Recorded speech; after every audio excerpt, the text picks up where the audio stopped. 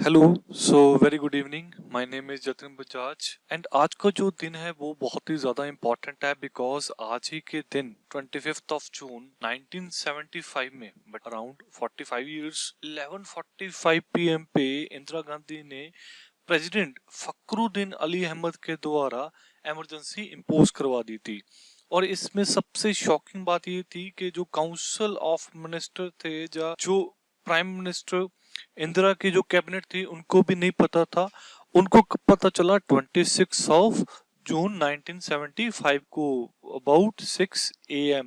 तो उन्होंने क्या की, फॉर्मेलिटी के लिए एक कैबिनेट मीटिंग की, बट जो प्रोक्लेमेशन थी वो 25 जून 1975 को हुई रात के 11:15 बजे। अभी इसमें सबसे शॉकिंग बात क्या थी कि प्रेसिडेंट को पता था कि this is unconstitutional and he betrayed oath of office. So basically देखो, प्रेसिडेंट की जब आप ओथ देखोगे ना, उसमें देखोगे कि जो कॉन्स्टिट्यूशन को डिफेंस करना है वो सबसे बड़ी रिस्पॉन्सिबिलिटी किसकी है? प्रेसिडेंट की है। ऐसी ओथ किसी भी अथॉरिटी, जो पब्लिक अथॉरिटी है इंडिया की, उसकी किसी भी ओथ में, ओथ टेकिंग सेरेमनी में कभी भी ये चीज नहीं बोलेगी कि आप डिफेंस करोगे इंडियन कॉन्स्टिट्यूशन को। तो सबसे बड़ी रिस्पॉन्सिबिलिटी किसकी थी? जो प्रेसिडेंट ऑफ इंडिया था। बट फखरुद्दीन अली अहमद जो उस टाइम प्रेसिडेंट थे, उन्होंने इस ऑफिस को, इसकी जो इंटीग्रिटी थी, प्रोफेशनल इंटीग्रिटी, अबेंडन कर दिया एंड अपने वो जो ऑफिस है उसको क्या दिया, धोखा दिया। अभी अभी देखो, एक चीज इसमें क्या चीज इंपॉर्टेंट है कि जो कैबिनेट है उन्होंने भी विदाउट एनी ऑपोजिशन, जो कांग्रेस की जो प्राइम मिनिस्टर थी मिसेस गांधी, उनका जो सपोर्ट की, उन्हें कुछ भी क्वेश्चन नहीं किया कि आपने इमरजेंसी इंपोज कर दी और किसी भी कैबिनेट मिनिस्टर को नहीं बताया। जस्ट इवन के पार्लियामेंट ने भी जो ज्यादा क्वेश्चनिंग नहीं की, जब सिर्फ सभी को ये था कि हमारी पावर चले जाए, तो वो उस जो लेडी थी जिसको आयरन लेडी भी बोलते हैं, उसके सामने किसी ने भी कोई अपनी ऑपोजिशन शो नहीं की। But Gandhi demonstrated the contempt of parliament. Parliament के लिए भी उसने अपनी कंटेम्प्ट कैसे शो की कि जो क्वेश्चन आर एक बहुत ही इंपॉर्टेंट इंस्ट्रूमेंट है और कॉलिंग अटेंशन मोशन है, जिससे रेगुलर जो बिजनेस चलता है, इसको उन्होंने क्या कर दिया, सस्पेंड कर दिया। और जस्ट जो अपना अपना जो काम था गवर्नमेंट का, जो बहुत इंपॉर्टेंट है, ऐसा बोला गया कि हम सिर्फ जो इंपॉर्टेंट मैटर ही डिस्कस करेंगे। इसको किस लिए किया गया? कोई भी ऑपोजिशन क्रिएट ही ना कर पाए। और इसमें सबसे जो शॉकिंग बात थी वो थी maintenance of internal security act. ये एक एक्ट लेके आए जिसमें से क्या था, थाउजेंड्स जो प्रोटेस्टर्स थे उनको क्या किया गया, डिटेन कर दिया गया। और बट इसमें एक चीज इंपॉर्टेंट की थी, बहुत सारे जो कोर्ट्स थे उन्होंने इसको अनकॉन्स्टिट्यूशनल बोला था इस एक्ट को, कि आप जो फंडामेंटल जो राइट्स हैं उसको क्या कर रहे हो, वायलेट कर रहे हो।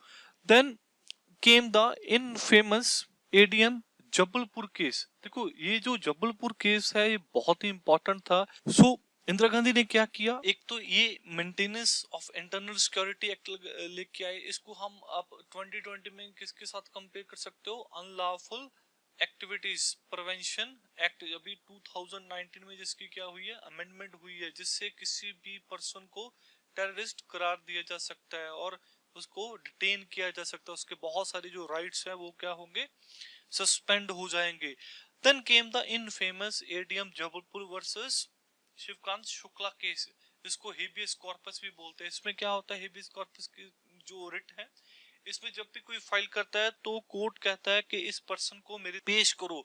बट 5 जजेस, एक कॉन्स्टिट्यूशनल बेंच बना जिसमें 4 जजेस ने ये चीज अपहेल्ड की कि जो अटॉर्नी जनरल को उस टाइम आर्गुमेंट था कि जब भी इमरजेंसी इंपोज होगी तो किसी भी पर्सन का कोई लीगल राइट्स नहीं होता, इवन के जो रिट्स हैं ये भी क्या काम नहीं करेगी। और इसीलिए इसको इनफेमस बोलते हैं, बिकॉज जुडिशरी ने भी साथ नहीं दिया, प्रॉपर स्टैंड बाय नहीं कर पाई और जहां उन्होंने गलत इंटरप्रिटेशन की। इंदिरा गांधी नहीं इसमें इन्वॉल्व थी, इसमें बहुत सारे और भी लोग इन्वॉल्व थे। मींस का क्वेश्चन भी बन सकता है that ruler alone is not accountable, everyone who comes to authority is no less guilty. कि हम सिर्फ इंदिरा गांधी को इसके लिए अकाउंटेबल या गिल्टी नहीं मानना चाहिए। जिस भी लोगों ने उसका साथ दिया, be it her cabinet, be it parliament, be it Fakhruddin Ali Ahmed, उनका एक बहुत ही बड़ा रोल था इसमें, बिकॉज अगर प्रेसिडेंट के पास सबसे पहले क्या आई थी, जो प्रोक्लेमेशन की डिमांड आई थी इंदिरा गांधी के द्वारा, तो उसको वो रिजेक्ट कर सकते थे, क्योंकि उनके जो सेक्रेटरी थे प्रेसिडेंट के, उन्होंने भी बोला था ये क्या है, कॉन्स्टिट्यूशन में भी जो वैलिड नहीं हो सकता, अल्ट्रा वायर होगा ये चीज। बट उन्होंने जो स्कम करके to the authority of prime minister, so वो भी एक बहुत ही गिल्टी है उनकी भी इस फील्ड में। अगर हम 2020 में भी ये चीज देख, तो अभी भी ये चीज सामने काफी ज्यादा आ रही है। अभी क्या हुआ कि कश्मीर में सैफुद्दीन सॉस जो कि है एक लीडर है कश्मीर के, वहां पे जो उनकी वाइफ है, उन्होंने हेबियस कॉर्पस की रिट पिटीशन फाइल की थी, किसमें कहा, सुप्रीम कोर्ट में। अभी हियरिंग नहीं हो सकती ड्यू टू पैंडेमिक, अभी जुलाई तक। बट अभी जुलाई तक उस पर्सन का क्या होगा ये उसकी फैमिली को भी नहीं पता, अभी वो कहाँ पे है, क्या क्या कर रहा है। इसको कंपैरिजन कैसे कर रहे हैं, तब आया था जो एक्ट आया था, maintenance of internal security act, जिसको हम क्या बोलते हैं, मीसा।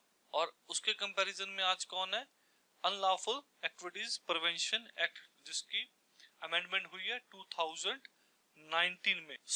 इसलिए हम कह रहे हैं कि जस्ट इमरजेंसी के लिए सिर्फ एक पर्सन इन्वॉल्व नहीं था, बहुत सारे पर्सन इन्वॉल्व थे। और इसके बाद आपको पता है कि मैंने लेक्चर में बताया था कि emergency versus state of emergency में क्या है, ये पूरा लेक्चर पढ़ा है, आप इस लेक्चर को देख सकते हो कि कौन कौन से ग्राउंड है, ठीक है, और बाकी की जो इम्पोर्टेंट प्रोविजंस है।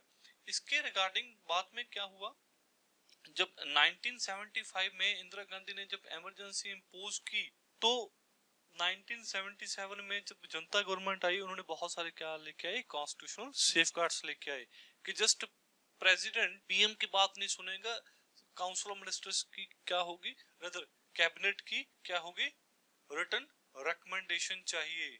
ये किसमें दिया है, आर्टिकल 352 में, प्लस पार्लियामेंट अप्रूवल का जो टाइमिंग 2 मंथ से 1 मंथ कर दिया, ठीक है।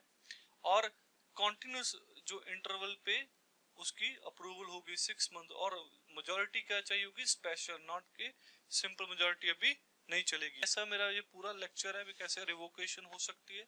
आप इस लेक्चर को देख सकते हो, यूट्यूब पे इजिली अवेलेबल है। Okay, thank you so much.